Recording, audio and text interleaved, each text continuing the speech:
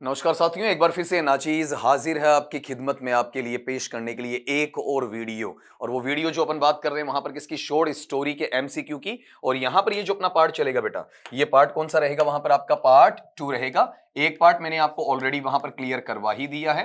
तो चलते हैं बिना किसी देरी के, बिना वक्त गवाए, बिना आपका अपना क्वेश्चन 10 तक हुआ, क्वेश्चन नंबर 11 का लीजिएगा। 11वां सवाल देखिएगा। The part of the story where conflicts start to build up is called. वह जो कहानी है, कहानी का जो हिस्सा है जहां पर जो कॉन्फ्लिक्ट्स होते हैं, कॉन्फ्लिक्ट्स का मतलब आपके द्वंद्व आते हैं, ठीक। स्टार्ट जो शुरू होते हैं, कहां शुरू होते हैं आपका, वहां पर बिल्ड, बनना, निर्मित होना, ऊपर की तरफ वो चले जाते हैं, उसे क्या कहा जाता। तो कल ही मैंने आपको वहां पर एक चीज बताई थी कि अपने पास में जो प्लॉट का डायग्राम होता है उसकी बात मैंने आपको वहां पर समझाई थी। अगर वो आपको वहां पर याद है तो समस्या होनी ही नहीं चाहिए। क्या कहा था वहां पर आपका कि जब ये सारी की सारी चीजें होती हैं जहां पर आपका कॉन्फ्लिक्ट स्टार्ट होता है तो आपका डायग्रामेटिक सिचुएशन बेटा ऐसा था। यहां से क्या था, एक्सपोजिशन या फिर आपका इंट्रोडक्शन था। उसके बाद में आप क्या लाते हैं, राइजिंग एक्शन लाते हैं, फिर क्या लाते हैं, आपका क्लाइमेक्स लाते हैं, फिर आपका फॉलोइंग एक्शन आता है, और उसके बाद में यहां पर क्या आता है आपका, वहां पर डेनोमेंट आता है या फिर कंक्लूजन आता है, या फिर ये कह सकते हैं कि लास्ट में आपका फुल्ली कंप्लीशन वहां पर दिया जाता है। तो जो कॉन्फ्लिक्ट है, कॉन्फ्लिक्ट तो यहां जाके बनता है ना। कॉन्फ्लिक्ट बनेगा तो कॉन्फ्लिक्ट स्टार्ट कहां से होगा, कॉन्फ्लिक्ट यहां से स्टार्ट होगा, यहां से चलेगा। और ये जो पार्ट है ये कहानी में क्या कहलाता है, जैसे नीचे वाला पहले वाला पार्ट बेटा क्या कहलाता है, वहां पर आपका इंट्रोडक्शन कहलाता है, आपका एक तरीके से वहां पर एक्सपोजिशन का पार्ट कहलाता है। तो ये जो आगे वाला हिस्सा होता है इसे अपन किसका नाम देते हैं, आपका राइजिंग एक्शन का। अगर कोई बच्चा आज इस वीडियो को पहली बार देख रहा है तो बेटा ये वीडियो तब समझ में आएगा जब आप पहला वीडियो देख चुके हैं। तो इसके जस्ट पहले जो आपका रीट वाला पार्ट है आपका, उसकी प्लेलिस्ट बनी हुई है, वहां जाके चेक कर सकते हैं, या फिर शॉर्ट स्टोरी का पार्ट 1 उसके नाम से आप वहां पर छांट सकते हैं, उसके अकॉर्डिंग उसे वहां पर आपका देखा जा सकता है, उन चीजों के साथ में इसे आपका जोड़ा जा सकता है। तो यहां पर गौर करना, इन चीजों के साथ में यहां से आप हटा दीजिएगा। कंक्लूजन सबसे लास्ट का होता है, फॉलोइंग एक्शन है वो कॉन्फ्लिक्ट शुरू नहीं पूरा हो जाता उसके बाद खत्म हो रहा होता कॉन्फ्लिक्ट, वहां पर आता है। और थीम का मतलब जो विषय वस्तु है उसका इस प्लॉट डायग्राम से कोई मतलब नहीं है। चलिए नेक्स्ट सवाल की तरफ रुख करते हैं आपका। ये कल मैंने जरा जरा कर बड़ा ही अच्छे अंदाज में आपको चुटीले प्रहार के साथ में, एक चुटीले कटाक्ष के साथ में, एक व्यंग के साथ में समझाया था आपका कि बेटा सेटिंग का जो आजकल एक गलत अर्थ लगाया जाता है उस पर आप बच्चों को जाना नहीं है, ठीक। आपको सीधा सीधा आपका नॉवेल में, नॉवेला में, फिक्शन में, फैबल में, शॉर्ट स्टोरी में अगर इनकी बात आप वहां पर करते हैं तो यहां जो मेजर आता है, यहां जो आपका तरीका आता है, बताओ ये तरीका किसका, बताओ आपका वहां पर टाइम एंड प्लेस का मतलब समय और स्थान वाला है। इसकी अपन बात करते हैं कहां पर, बताओ आपका उस एक कहानी के लिए तो उसे जाना जाता है, उसे आपका परखा जाता है, उसे आपका देखा जाता है। तो टाइम एंड प्लेस किससे जुड़ा हुआ, आपका सेटिंग। सेटिंग का मतलब यहां पर किसी चीज का समायोजन करना नहीं है, किसी चीज की व्यवस्था करना नहीं है, किसी चीज का प्रबंधन करना नहीं है, बल्कि टाइम एंड प्लेस है उसका वहां पर एक विशेष जो रूपांकित स्तर होता है, रेखांकित स्तर होता है, पूर्व निर्धारित स्तर होता है, उसके मायने क्या होते हैं, उसके मद्देनजर क्या काम किया जाता है, दैट इज देयर, उस चीज को वहां पर देखा जाता है। तो यहां पर जो अपनी बात आएगी बेटा जी वो किसकी आएगी, वहां पर सेटिंग की आएगी, थीम का, प्लॉट का, क्लाइमेक्स का, इनसे कोई मतलब नहीं है। थीम के मायने क्या होते हैं, विषय वस्तु होती है, प्लॉट का मतलब कथानक होता है, क्लाइमेक्स का मतलब जहां पर कहानी का चरमोत्कर्ष आता है, आपका कॉन्फ्लिक्ट पूर्णतया बिल्ड हो जाता है। अगली बात में आए, question number 13। The deeper meaning और moral of a story is called. जो आपका कहानी है, कहानी का सबसे गहरा जो आपका अर्थ देखने को मिलता है, या फिर यह कहे कि मोरल जो उसका नैतिक उपदेश हमें देखने को वहां पर मिलता है। मैं फिर से बड़ा इस चीज को रिपीट करता हूं, डीपर का मतलब क्या, जो गहन या गहरा होता है, मीनिंग का मतलब अर्थ है, मोरल का मतलब जो नैतिक उपदेश है किसका, वहां पर एक स्टोरी है, कहानी का, उसे कहा जाता है, उसे बुलाया जाता है, उसे आपका पुकारा जाता है। तो कहानी है, कहानी का जो मोरल है वो हमें कहां शो किया जाता है, जब उसका सब्जेक्ट मैटर है, उसका सेंट्रल आइडिया क्या है, उसका फोकल पॉइंट क्या, उसका सेंट्रल एस्पेक्ट क्या है, उन चीजों की बात वहां पर आपका बताई जाती है, उसके साथ में आपका वहां पर इसे जोड़ा जाता है, उसके साथ में आपका इसे वहां पर रखा जाता है। तो यहां वाले पार्ट में गौर करना कि जो क्लाइमेक्स आपके पास में आता है, क्लाइमेक्स किसके लिए, आपका चरमोत्कर्ष की अवस्था के लिए, उसकी बात भी वहां पर नहीं है। सेटिंग का मतलब क्या होता है, आपका टाइम एंड प्लेस से लिया जाता है। कैरेक्टराइजेशन का मतलब जो चरित्र चित्रण होता है उसकी बात आती है। तो कुल मिला के जहां पर कहानी का मुख्य उद्देश्य क्या है, कहानी कहानी का केंद्रीय विषय वस्तु क्या है, कहानी का केंद्रीय विचार क्या है, कहानी का अक्ष क्या है, आपका कहानी है उसकी वहां पर धुरीगत अवस्था क्या है, कहानी का संदेश क्या है, कहानी में क्या नैतिकता आती है, कहानी का जो गूढ़ अर्थ या गहन अर्थ है वो क्या होता है, वो सारी चीजें किससे जुड़ी हुई, आपकी थीम या फिर विषय वस्तु से वहां पर जुड़ी हुई है। अगली बात पे आ जाएं, a character with exaggerated traits often for humour is called. बहुत ही अच्छा सवाल है, ये आपको थोड़ा सा स्लोली सीखना चाहिए।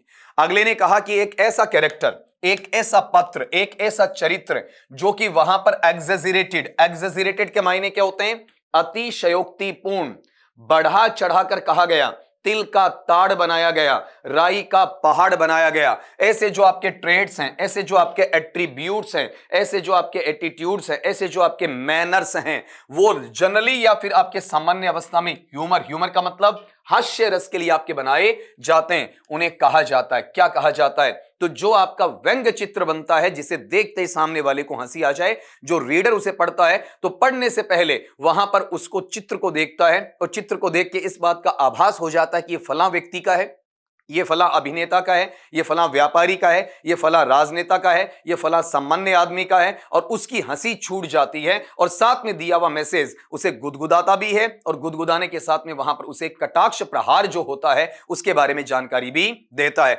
ऐसे चित्र को अपन क्या कहते हैं, आपका कैरिकेचर कहते हैं। उसी को जब आप कैरेक्टर के रूप में ढाल देते हैं, चरित्र के रूप में डाल देते हैं, पत्र के रूप में ढाल देते हैं, वो भी क्या कहलाता है, आपका कैरिकेचर। ये व्यंग्य चित्र में भी आता है और व्यंग्य आपका वहां चरित्र में भी आता है, व्यंग्य पत्र में भी लिया जाता है। फ्लैट कैरेक्टर तो वो होता है जो शुरू से लेकर एंड तक एक ही दिशा में चलता रहे, एक ही रूप में चले, जिसका खास अलग प्रभाव ना हो। फॉइल क्या होता है, जो जहां पर किसी चीज को क्या कर सके, आपका वहां पर थोड़ा सा राउंड अबाउट हो जाए, थोड़ा कॉम्प्लेक्स बना दे। और डायनेमिक क्या होता है, जो गतिशील होता है, शुरू में अच्छा लास्ट में बुरा बन जाता है, शुरू में बुरा और लास्ट में आपका अच्छा बन जाता है। चलते हैं अगले सवाल की तरफ। The part of the story where conflicts are resolved is called.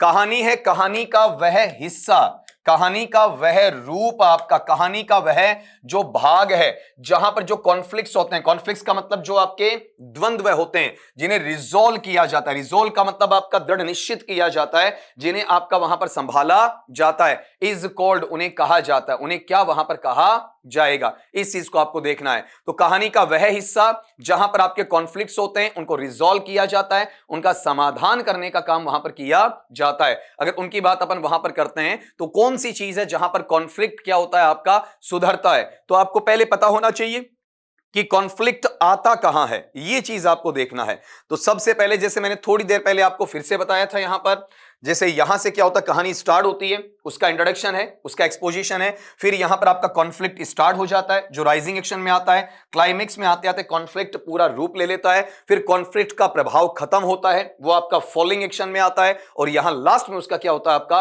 Conclusion या फिर उसका वहां पर जेनमेंट लिया जाता है, मतलब उसका रेजोल्यूशन, उसका समाधान किया जाता है। तो समाधान कहां होता है, अंत में आते आते जो प्रॉब्लम है उसका यहां पर समाधान किया जाता है, जिसे आप रेजोल्यूशन का नाम भी दे सकते हैं। तो ये जो चीजें हैं अपने सवाल में अगले ने क्या पूछा वहां पर कि जो कहानी का वह हिस्सा जहां कॉन्फ्लिक्ट्स हैं उनको रिजॉल्व किया जाता है, तो उसे अपन क्या कहेंगे, आपका कंक्लूजन, अंत में आते आते किया जाता है। आपका इंट्रोडक्शन है, उसमें कॉन्फ्लिक्ट आता नहीं है, राइजिंग एक्शन में कॉन्फ्लिक्ट बेटा शुरू होता है, फॉलिंग एक्शन में कॉन्फ्लिक्ट का असर कम होता है, और कंक्लूजन में क्या होता है, कॉन्फ्लिक्ट सुधारा जाता है। Question number 16, if a story is set in A futuristic world, अगर आपकी एक कहानी है और उस कहानी को आप क्या करते हैं, वहां पर आपके भविष्यवादी संसार की दुनिया में व्यवस्थित रखते हैं, ठीक है, जिसे आप क्या करते हैं, रूल्ड बाय, जिसे नियंत्रित करते हैं, किसके द्वारा, रोबोट्स के द्वारा, मशीन के द्वारा। Which element is most affected, तो यहां पर कौन सा ऐसा घटक है जो सबसे ज्यादा प्रभावित होता है, सबसे ज्यादा आपको वहां पर पक्षधर करने वाला या पक्षपात करने वाला या वहां पर उसकी एक तरफा बात करने वाला लगता है। तो ऐसा कौन सा पार्ट है जहां पर आप फ्यूचरिस्टिक वर्ल्ड में, जहां सारी चीजें किससे कंट्रोल हो जाएंगी, रोबोट से। रोबोट का मायना क्या है आपका, एआई से। एआई बोले तो आर्टिफिशियल इंटेलिजेंस। जब तक ये आईसीटी था बेटा, आईसीटी का मतलब क्या? इंफॉर्मेशन कम्युनिकेशन या फिर कम्युनिकेटिव जो आपका टेक्नोलॉजी है। तो आपका इंफॉर्मेशन कम्युनिकेटिव है, आपका इंफॉर्मेशन आपका कम्युनिकेशनल है, ठीक। लेकिन साथ में गौर करना कि जब भी अपन वहां पर आईसीटी में बात करते हैं तो यहां पर जो टी है टेक्नोलॉजी, वो एक लिमिट में थी आपका, ठीक है। जहां टीचर का लर्नर का प्रभाव खत्म नहीं हुआ था, या फिर आपका वहां पर जो नाटककार है, कहानीकार है, जो आपका गीतकार है, कवि है, अभिनेता है, उनका प्रभाव खत्म नहीं हुआ था। लेकिन आज के दिन अगर आप देखते हैं तो वहां पर एआई ने इतना अपने आप को इजाद करके इतना एडवांस बना लिया है कि एज इट इज वो चीजें आपको देखने को मिल जाती हैं, उसी रूप में वो सारी चीजें आपको देखने को मिल जाती हैं। तो आप कोशिश ये करना कि वहां पर इन चीजों से बेहतर करें, ठीक। बेहतर करने का मतलब ह्यूमन नेचर को उसमें क्या कर ले? इन्वॉल्व कर ले। और ह्यूमन नेचर को इन्वॉल्व करते हैं तो ह्यूमन नेचर को इन्वॉल्व करने का मतलब कौन से टाइम पर काम कर रहे हो, कौन से प्लेस पर काम कर रहे हो, कौन से सिनारियो में काम कर रहे हो, कौन सी व्यवस्था में काम कर रहे हो, किस टाइप का सिस्टम आपको वहां अलाउ करता है, किस टाइप का सिस्टम आपको वहां डिबार करने की कोशिश करता है, प्रोहिबिट करने की कोशिश करता है, आप पर बाउंडेशन लाने की कोशिश करता है। इन सारी चीजों को जब आप पता करते हैं, इन सारी चीजों को जब आप तलाश करते हैं ना, तो आपको अंदाजा होता है कि आपके पास में ये चीजें जो रियल ह्यूमन है वो कर पाएगा, लेकिन आपका रोबोट नहीं कर पाएगा। जब आप कैरेक्टराइजेशन की बात करते हैं, मतलब चरित्र चित्रण की बात करते हैं, तो वो तो प्रॉपर्ली आपका वहां पर मशीन होगा ही नहीं, ठीक है। मशीन होते तो वो क्या लगेगा? आपका बिल्कुल नाटक सा लगेगा। विषय वस्तु है वो मशीन के द्वारा नहीं, ह्यूमन माइंड से ही बनेगी आपकी। फॉलोइंग एक्शन, जब तक कॉन्फ्लिक्ट नहीं आएगा तब तक फॉलोइंग एक्शन कहां होगा? तो ये भाव भावनाएं किसमें जोड़ी जाएंगी? मनुष्य में। लेकिन अगर कहानी को आप फ्यूचरिस्टिक वर्ल्ड में रोबोट के द्वारा तैयार करने की कोशिश करें तो कौन से एलिमेंट पे असर आने की दिक्कत होती है? बेटा वो असर आने की दिक्कत होती है सेटिंग पे, मतलब टाइम एंड प्लेस। वो चीजें उस हिसाब से नहीं होंगी, वो एक बंद कमरे में हो सकती हैं, सारा आपका 3D मैनर हो सकता है, सारा का सारा आपका वहां पर डिजिटल बोर्ड्स हैं उनके माध्यम से बताया जा सकता है। अगली चीज पे आ जाए, question number 17। If the protagonist and antagonist, दो बातें मैंने आपको पहले भी बताई थी, एक बार फिर से आपके पास में वहां पर ले रहा हूं मैं आपका। अगले ने क्या कहा कि अगर आपका जो प्रोटेगोनिस्ट है, प्रोटेगोनिस्ट का मतलब मुख्य अभिनेता या अभिनेत्री है, मुख्य कलाकार है, मुख्य अदाकार आपका है, और साथ में उसके विपरीत जो एंटेगोनिस्ट है, ये अभिनेता हो सकता है, ये खलनायक हो सकता है आपका, आर द सेम पर्सन। अगर मान लो कि एक ही व्यक्ति को दोनों भूमिकाएं निभानी पड़ जाएं, द स्टोरी लाइकली एक्सप्लोर्स, तो ये जो कहानी है वो संभवतः, बेटा यहां लाइकली का मतलब समान तौर पर नहीं है, बल्कि क्या है? संभवतः वो क्या करेगा? एक्सप्लोर करेगा। एक्सप्लोर करने का मतलब उसे वहां पर आपका अन्वेषित करेगा, उन चीजों को वहां पर आगे बढ़ाने की बात करेगा, ठीक है। तो आपको एक चीज ये ध्यान रखनी है कि ये चीजें खोलकर आपके सामने जब आ रही होती हैं, जहां पर एक ही आदमी प्रोटैगनिस्ट है, एक ही आदमी एंटेगोनिस्ट, वही नायक है, वही खलनायक, तो आप कहेंगे सर ऐसा थोड़ी होता है। तो आपने गौर किया हो, साउथ की एक मूवी है बेटा जिसका नाम अपरिचित के नाम से है, उसमें आपने उस कैरेक्टर को देखा हो, तो वहां पर वो कैरेक्टर खुद ही कभी क्या बनता है? नायक बनता है, खुद ही कभी क्या बन जाता है? आपका खलनायक बन जाता है, ठीक है। ये जो चीजें होती हैं, इनको जब देखते हैं तो वहां पर कैरेक्टर अपने आप से लड़ रहा होता है। कैरेक्टर के अंदर अच्छापन भी है, कैरेक्टर के अंदर बुरापन भी है। कभी वो अपरिचित क्या करता है? अच्छा बनकर समाज के सामने आ जाता है, कभी वही कैरेक्टर बुरा बनकर समाज के सामने आ जाता है, और जो अत्याचारी लोग होते हैं, शोषण करने वाले लोग होते हैं, उन पर वो टूट पड़ता है, उन पर वो आपका जबरदस्त प्रहार वहां पर कर देता है। तो यहां चेक करना कि जो चीजें अपने पास में आ रही हैं, बताओ कौन सा? कैरेक्टर की किसके साथ में? सेल्फ के साथ, खुद के साथ लड़ाई, वही प्रोटैगनिस्ट है और वही क्या है? आपका एंटागोनिस्ट। ये जो ये वीएस लिखा हुआ है ना बेटा, इसे आप वर्सेस मत पढ़ देना, इसका उच्चारण बेटा क्या है? आपका वर्सेस है, के विरुद्ध में, अपने आप के विरुद्ध में लड़ाई होती है, वही एंटागोनिस्ट है, वही आपका प्रोटैगनिस्ट है। यहां पत्र की लड़ाई नेचर या प्रकृति से नहीं होती है, यहां पत्र की लड़ाई समाज से नहीं होती है, यहां पत्र की लड़ाई किसी टेक्नोलॉजी या तकनीक से नहीं होती है। अगले सवाल पे चलें। A story where setting plays a major role in the conflict is an example of, एक ऐसी कहानी जहां पर आपका सेटिंग, मैं बार बार बोल रहा हूं, देखो इस तरीके से आपको वहां पर याद करवा दूंगा जहां दिक्कत ना आए। सेटिंग के मायने मैंने कितनी बार आपको तैयार करवाएं? बताओ सेटिंग का मतलब क्या हो जाएगा? टाइम एंड प्लेस है, जो आपका निभाता किसको? एक मुख्य भूमिका को निभाता कहां पर? उस कॉन्फ्लिक्ट में, उस द्वंद्व में, जो क्या बताओ आपका वहां पर एक एग्जाम्पल है। एग्जाम्पल का मतलब वहां पर एक उदाहरण देखने को वहां पर मिलता है। तो एक ऐसी कहानी जिसका टाइम एंड प्लेस है, वो आपकी मुख्य भूमिका के रूप में रहता है, जहां कॉन्फ्लिक्ट है, कॉन्फ्लिक्ट हद से ज्यादा आता है। तो कॉन्फ्लिक्ट या द्वंद्व अगर आपको देखना पड़ता है तो कॉन्फ्लिक्ट या द्वंद्व आना कहां चाहिए, कॉन्फ्लिक्ट कहां आता है, द्वंद्व कहां आता है, यह चीज आपको देखनी है। तो गौर करना, जब एक कैरेक्टर दूसरे कैरेक्टर के खिलाफ जाता है तो सीधा सीधा मसला है आपका वहां पर, उसमें तो प्रॉब्लम आपकी आती ही नहीं है। आपका रीजन, कैरेक्टर कैरेक्टर के खिलाफ जाएगा तो फेस टू फेस होगा, आमने सामने होगा, तो द्वंद्व के हालात नहीं बनेंगे। ये सीधा का सीधा किस में चला जाएगा, आपका विरोध में, अपोजिशन में चला जाएगा। अगली बात, कैरेक्टर वर्सेस नेचर, जो कैरेक्टर या फिर आपका चरित्र या फिर पात्र है वो किसके खिलाफ है आपका, वहां प्रकृति के खिलाफ है। ये इंपॉर्टेंट बात है बेटा आपका, कि जब प्रकृति है, प्रकृति सब सही कर रही है, लेकिन प्रकृति के विपरीत जाकर आप काम कर रहे हो तो ये उसको लगता है कि मैं सही कर रहा हूं कि गलत कर रहा हूं। जैसे विलियम शेक्सपियर है, उसका एक नाटक है जिसका नाम है मैकबेथ। ये ग्रेड 1 के वहां पर सेकंड पेपर में लगा हुआ भी है। मैकबेथ की जो पत्नी लेडी मैकबेथ है, वो और मैकबेथ दोनों मिलकर जो स्कॉटलैंड के राजा होते हैं, यानी ये मैकबेथ वहां पर क्या थेन होता है, एक सेनापति, एक जनरल होता है। पहले थेन ऑफ आपका वहां पर क्या रहता है, ग्लैमिस, उसके बाद में थेन ऑफ कॉडर बनता है। तो ये स्कॉटलैंड का राजा बनने के चक्कर में डंकन को जब घर पे पार्टी दी जाती है तो राजा डंकन की हत्या कर दी जाती है। लेकिन हत्या करने के बाद और हत्या करने से पहले मैकबेथ के मन में विचार आता है कि ये मैंने गलत तो नहीं कर दिया है, मैंने कहीं पर ये ज्यादा बुरा तो नहीं कर दिया है। ये जो सेंस आपको देखने को मिलता है, ये क्या है कि नेचर अपनी जगह सही है लेकिन कैरेक्टर अपनी जगह सही नहीं है। तो वहां पर द्वंद्व की बात आती है। कहते हैं ना कि मेरा जमीर गवाही नहीं देता। आप कभी भी किसी के साथ में नाइंसाफी कर लीजिए, कभी भी किसी के साथ में बुरा कर दीजिए, तो एक वक्त ऐसा आपको नजर आता है जहां पर आपको लगता है कि नहीं यार, ये चीजें तो वहां पर मेरे खंगालने से खंगाली नहीं जाएंगी, मेरे तैयार करने से तैयार नहीं की जाएंगी। ये जो चीजें हैं वहां वाले पार्ट में आपका देखते हैं तो वहां पर समस्या का हिस्सा नहीं बनेगा, कहीं पर आपका प्रॉब्लम का हिस्सा नहीं बनना है। तो यहां गौर ये करना कि ये जितनी भी सिचुएशंस बनती हैं वहां पर वो क्या होता है, सेल्फ कॉन्ट्रडिक्शन आ जाता है। लेकिन सेल्फ कॉन्ट्रडिक्शन में जो लड़ाई होती है वो लड़ाई किसके प्रति चलती है बेटा आपका, वहां पर अपने आप से नहीं चलती बल्कि प्रकृति के साथ में वहां पर लड़ाई चली जाती है आपका। तो यहां गौर करना, अपने पास में जब ये बात पूछी कौन सा वहां पर कॉन्फ्लिक्ट वाली किसमें है, कैरेक्टर वर्सेस नेचर के अंदर आपको देखने को मिलेगा। लेकिन ये खुद से भी लड़ाई है लेकिन नेचर की, प्रकृति की जो अवस्था उसके खिलाफ जाकर होती है। कैरेक्टर वर्सेस सोसाइटी, समाज का इसमें कोई रोल नहीं है। काफी ज्यादा मैंने इसके बारे में बोला है।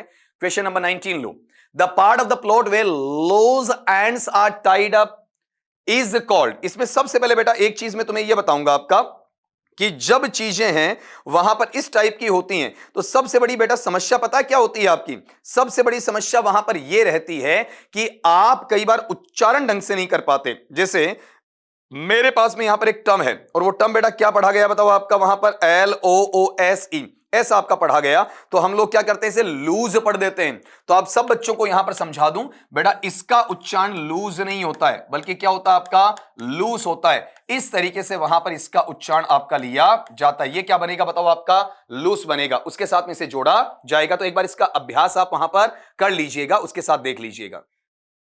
जैसा कि मैंने बोला आपके लिए कि अपने पास जनरली जो बच्चे हैं इसे क्या पढ़ते हैं बेटा आपका, लूज पढ़ते हैं। तो LOSE लूज अलग है, ये LOOSE है, आप इसे LOOSE लाइक दैट ऐसा भी कुछ वहां पर पढ़ा करते हैं। तो अगर आपके पास में वहां पर टर्म क्या बताओ आपका, पार्ट ऑफ द प्लॉट है। प्लॉट का मतलब जो आपका कथानक है, ठीक है। प्लॉट का मीनिंग अपन बोलना चाहें तो बताओ इसे क्या कहेंगे, आपका कथानक है। और पार्ट के मायने अपन पढ़ना चाहेंगे तो बताओ पार्ट को वहां पर क्या पढ़ देंगे, आपका जो हिस्सा है। जहां पर आपके ढीले या फिर कमजोर जो पक्ष होते हैं वो वहां टाइड अप, उसे बांधा जाता है, उसे समेटा जाता है, उसे एकजुट किया जाता है, उसे एकत्रित करने का काम किया जाता है। तो वो हिस्सा कहां होता है, तो सबसे पहले ये समझिएगा कि ये जो आपके लूज पार्ट्स आते हैं वो आना स्टार्ट होते कहां से हैं, ठीक है। जैसे मेरे पास में यहां से क्या चला, इंट्रोडक्शन या एक्सपोजिशन, यहां पर क्या आया, राइजिंग एक्शन। तो ये क्या कर रहा है, कॉन्फ्लिक्ट स्टार्ट कर रहा है। यहां पर कॉन्फ्लिक्ट पूरा क्लाइमेक्स में होता है। उसके बाद ये ढीला पड़ता है किसमें, आपका वहां पर फॉलोइंग एक्शन में। और उसके बाद में यहां पर क्या होता है, इसको लास्ट में एंड दे दिया जाता है। तो जब आप इसका रेजोल्यूशन, सॉल्यूशन निकालते हो ना, कंक्लूजन, तो उससे पहले उन चीजों को बांधने का काम किया जाता है। तो बांधने का काम कहां होता है, यहां पर उन्हें इकट्ठा किया जाता है कि इसका सॉल्यूशन कैसे निकाला जाए, इसका सही समाधान वहां पर क्या निकलता है। तो कहानी के, कथानक के अंदर जो भी आपके वहां पर लूज एंड्स होते हैं उनको एक जगह बांधने का जो काम किया जाता है वो काम कहां होता है बेटा आपका, वहां पर फॉलोइंग एक्शन में रखा जाता, उसके साथ में से आपका जोड़ा जाता। तो यहां से ये चीजें आपकी डेफिनेटली हट जाएंगी। इसमें क्लाइमेक्स है, राइजिंग एक्शन है, एक्सपोजिशन इनमें नहीं होता है। एक्सपोजिशन में शुरुआत होती है, क्लाइमेक्स में कॉन्फ्लिक्ट टोटल आपके चरमोत्कर्ष पर होता है, कहने के मायने बिखरा पड़ा रहता है। यहां पर राइजिंग एक्शन में कहते हैं ना कि बूंद बूंद की भांति वहां पर वो इकट्ठा होता चला जाता है। आज की क्लास का लास्ट का सवाल देखिएगा, ये मैंने पहले डिस्कस कर दिया था आपका, वहां सवाल नहीं था, वहां ऑप्शन था। अब यहां पर मैं क्या कर रहा हूं आपका, इसे एक जगह पूर्णतः इसे समझाने की कोशिश आप लोगों को वहां पर करूंगा। लेकिन उससे पहले जब मैं इसे समझाऊं ना, तो बेटा उससे पहले वहां पर एक वर्ड आया ऑप्शन में, अगर आपने गौर किया हो, थोड़ा सा भी ध्यान दिया हो, थोड़ा हल्का सा नया सा वर्ड आपको देखने को मिल रहा है। दूसरे ऑप्शन में जाना आप वहां पर और पता करना वहां पर ये क्या वर्ड है आपके पास में, एक्चुअल में होता क्या वर्ड है आपका। वहां पर देखो CLICHE ऐसा लिखा हुआ ना आपका वहां पर, तो ये वर्ड है क्या, इसको पढ़ लेना पहले। ये बहुवचन में लिखा हुआ, मैं एक वचन में लिखूंगा आपका वहां पर इसे CLICHE। जब इसे पढ़ेंगे बेटा तो यहां पर क्ली और उसके बाद में यहां पर टर्म क्या आएगा, शई, क्लिशाई। ठीक है, इसे एक बार पढ़ के बोलिएगा, देखिएगा मैंने वहां पर पीपीटी के ऊपर लिखा क्या आपका वहां पर बेटा क्या है, क्लिशाई, क्लिशाई।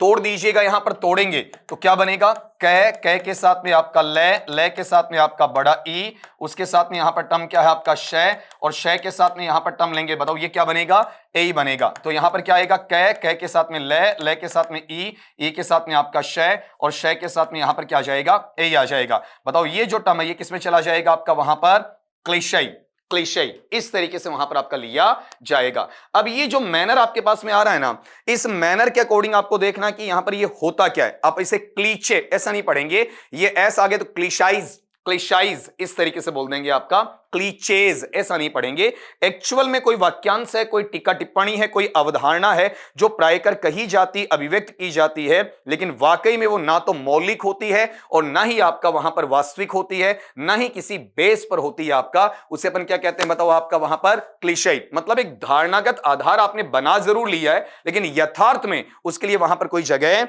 नहीं होती है। वो किस में आता है आपका, क्लीशे में आता है। एक्चुअल में वहां पर यह है कि जो चीजें है तो सही आपका, ठीक है, लेकिन रियल में क्या है उसका कोई महत्व नहीं रहा। जैसे कई लोग कहते हैं ना कि यार शादी वाला दिन मेरी जिंदगी का खास दिन है, उसकी अंतरात्मा जानती है कि बेटा तेरा कितना खास दिन है, वो आपको क्या कुछ और रहा है। अब ये मत कहना सर इसमें आयरनी भी हो गई, बिल्कुल हो गई आपका, लेकिन मेरे कहने का मतलब क्या है कि जब आप उस चीज को दर्शाना चाहते हैं ना, तो जो उसका बेस है वो अलग है और आपका उद्देश्य कुछ आपका अलग होता है। तो स्टीरियोटिपिकल कैरेक्टर की बात चल रही थी, ये मैंने बीच में अलग से आपको पैटर्न बता दिया।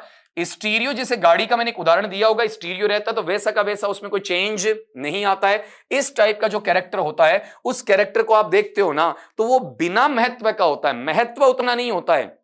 खाली आपको कहानी में अम्यूज करने आता है, ठीक है, खाली आपको कहानी के अंदर क्या करता है, वहां पर आपका इंटरटेनमेंट करने या फिर आपको प्लेजर देने के लिए आता है। जैसे गाड़ी में स्टीरियो ना हो तो भी तो गाड़ी चलेगी, गाड़ी थोड़ी ना रुकेगी, लेकिन एक एडिशनल फीचर जुड़ जाता है, एक अतिरिक्त जो आपका सुविधा है उसके साथ में वहां पर जुड़ जाती है। तो यहां जो स्टीरियोटिपिकल कैरेक्टर की अपन बात करते हैं तो उस सेंस के अंदर गौर करना, यहां ये ऑलवेज द विलन, क्या हमेशा वहां पर खलनायक होता है, हमेशा कोई गुंडा मवाली होता है क्या, नहीं।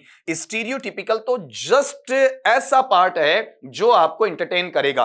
प्योरली कॉमेडियन नहीं कहेंगे, प्योरली जेस्टर नहीं कहेंगे आपका, लेकिन ऐसा है कि जो कहानी के अंदर एक अलग से पक्ष जरूर रख देगा और वो गेस्ट आपका जो फैक्टर होता है उसका काम करता हुआ नजर आएगा। क्या यूनिक पर्सनालिटी, ये अपने आप में अद्वितीय, अनुपम, अनोखा, अद्भुत ऐसा कुछ है क्या, नहीं है। सामान्य सा कैरेक्टर होता है। The protagonist of the story, क्या कहानी का मुख्य कलाकार या अदाकार होता है क्या, हीरो या नायक होता है क्या, बिल्कुल नहीं, ये तो एक छोटे से रोल में आता है। तो इसकी जो चीजें होती हैं वो आधारित रहती हैं किस पर, उन चीजों पर जो क्या आपके वहां पर क्लिशेई है। और क्लिशेई बताओ कैसे हैं आपके वहां पर, कल्चरल है। कल्चरल का मतलब आपका सांस्कृतिक है, और सांस्कृतिक जो आपके वहां पर क्लिशेई आते हैं उनके साथ में वहां पर इसे जोड़ा जाता है, उन रिमार्क्स के साथ में, उन आपके फ्रेजेस के साथ में। उन्हें अपन रिमार्क्स का नाम भी दे सकते हैं बेटा आपका, क्लिशेज को, ठीक है। उन्हें आपका अपन किसका नाम दे सकते हैं, फ्रेजेस का नाम दे सकते हैं। इन्हें अपन किसका नाम दे सकते हैं बताओ आपका वहां पर, एक्सप्रेशंस का नाम भी वहां पर दिया जा सकता है, ठीक है। तो अब चेक करिएगा जरा, यहां पर जो अपने पास में आंसरेबल सिचुएशन है कौन सी रहेगी, बेस्ड ऑन कल्चरल क्लिशेज। तो आज आपने वहां पर जो मेरे से 10 सवाल किए, कल की बजाय थोड़ा सा रफ्तार अपनी तेज रही और कम टाइम के अंदर क्या हो गया आपका, ज्यादा मटेरियल वहां पर देखने को नजर आ गया। तो कोशिश ये करना कि आपको मैं जो सवाल करवा रहा हूं सारे आपको आने भी चाहिए, उनके अंदर एक एक ऑप्शन का आपको पता होना चाहिए, प्लस में आपकी सेल्फ स्टडी जारी रहनी चाहिए। आपका टाइम कम था तो अपन एमसीक्यूज पे आए, टाइम ज्यादा होता अपने पास में वहां पर जैसे 4 या 5 महीने पहले अपन लग चुके होते तो बेटा मैं थियरी भी वहां पर करवा चुका होता। ये ग्रेड 2 के बच्चों के लिए, ग्रेड 1 के बच्चों के लिए खुशखबरी रहेगी। जैसे ही वहां पर रेट पात्रता की परीक्षा हो जाती है उसके बाद में जैसे उनके वीडियोस लेकर आऊंगा तो केवल एमसीक्यूज नहीं, केवल पीवाईक्यूज नहीं, बल्कि साथ में थियरी है, उसका जो सैद्धांतिक पक्ष है उसको भी मैं इंक्लूड करने जा रहा हूं। तो यह समस्या आपकी वहां पर नहीं रहनी चाहिए। तो आज की क्लास के लिए इतना काफी होगा। नेक्स्ट आपकी क्लास है, उसमें नेक्स्ट वीडियो में नए जोश जुनून के साथ में, नई उमंग के साथ में, आपके नॉलेज का सैलाब है उसमें आप हिलोरे मारेंगे। इसी आशा के साथ में आप सभी साथियों को मेरी तरफ से शुभ रात्रि।